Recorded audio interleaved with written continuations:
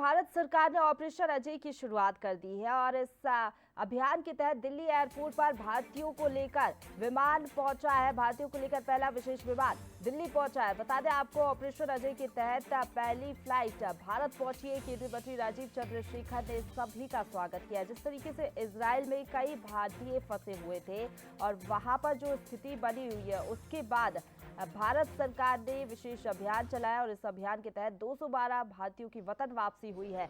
Israel Hamas की जंग में आपको बता दें कि 18,000 भारतीय फंसे हुए हैं और इनमें से 212 भारतीयों की वतन वापसी हो गई है। ये तस्वीरें आप देखिए, जब अपने स्वदेश लौटे भारतीय तो उनके चेहरे पर एक मुस्कान नजर आई।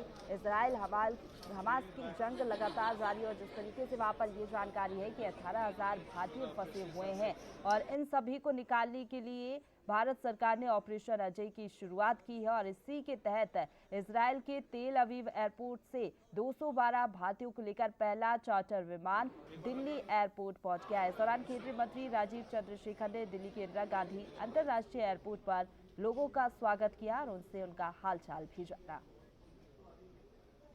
It's obviously a difficult time for all those people in Israel who've been dragged into this conflict, innocent people.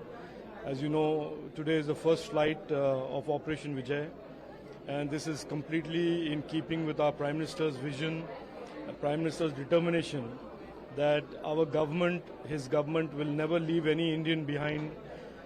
Any Indian anywhere in the world that finds himself or herself in harm's way, our government, our Prime Minister is determined to protect them, bring them back home safely.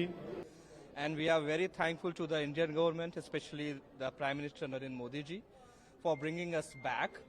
And we are hoping for the peace as soon as possible so that we can go back to the work as earliest as possible. And yes, it was a horrible experience, but Israel is the safest country, I can say, because the IDF, they have good shelters and the good facilities.